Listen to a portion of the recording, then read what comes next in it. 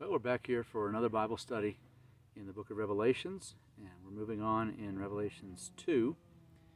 And I'm away this week at a men's retreat at the foot of the Rockies in Colorado, and you can see some of them in the background. And so you can also probably hear some chainsaws and some different things going on. But I wanted to share a little Bible study here in this beautiful location, but also I got thinking about it, and our next church is the church of Smyrna. And you can find that in Revelation 2, and verse number 8 is the beginning of that. And he begins talking to them about their works, their tribulation, but then he also mentions about their poverty. And then in parentheses there he says, "But thou art rich." And especially, I guess, thinking about the area even out here in the West, some of these churches are an example of some thoughts that I've had in the last while, I suppose, on the kind of the question of heroes. And sometimes there are little struggling churches, but faithful pastors dotting the landscape all over, and out here especially, that's common. And of course, I'm not. We don't live out here usually, and we're in sort of a hub of plenty of activity. But I've thought different times about, sometimes we have those that we kind of put to the forefront, and they're doing the great big things, and they're accomplishing a lot for God. But sometimes I believe that God's heroes are those who are just simply doing their duty. Right there, even in a small church, Smyrna doesn't seem to have a whole lot going for it in some ways, and maybe they were poor, maybe they didn't see huge numbers. We may not know all about this issue. It's a pretty short little synopsis of the church here, but it's so good just to recognize there are those being faithful. They may not be rich, they may not be famous, but they are being faithful where they're planted.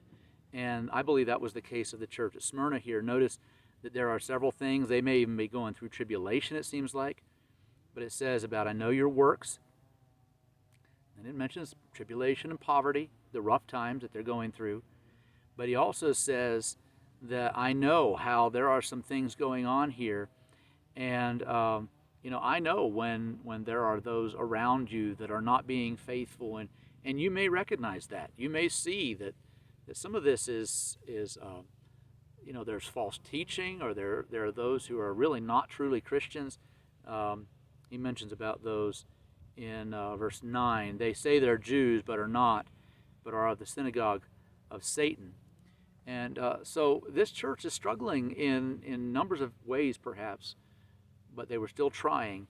And it seems as though this is one of the two churches where we don't really see any condemnation of them. Maybe they didn't need condemnation. They had enough things going wrong, and tribulation was keeping them maybe from getting too far astray, as sometimes tribulation can do. But notice he says, "Be thou faithful unto death, and I will give thee a crown of life." And I believe there are some little churches, unknown pastors, at least in the broader sense, that are, well, they're trying to be faithful. They're trying to do their best. They may not ever have their name in a great publication or people looking at them as the next great church plant or whatever, but they are being faithful unto death.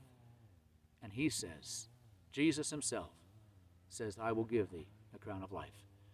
And so for today, and maybe even somewhat, that's our next church, but also sort of in keeping with an area of the country where you may have to travel quite a long way to have a lot of fellowship with other believers, or at least very many of them. And maybe there are some struggling churches out here, and maybe even in your community. But God still says, "Be faithful unto death." He's saying, I know all about that. I know your works. I know the tribulation. I know how to everybody else you look like you're poor, but I see that you're rich. And if you'll be faithful, I'll give you a crown of life. And so today we're just going to leave it at that.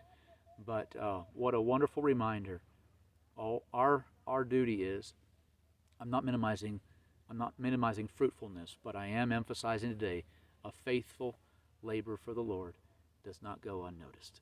And so keep encouraged And you keep doing God's work. Be faithful unto death.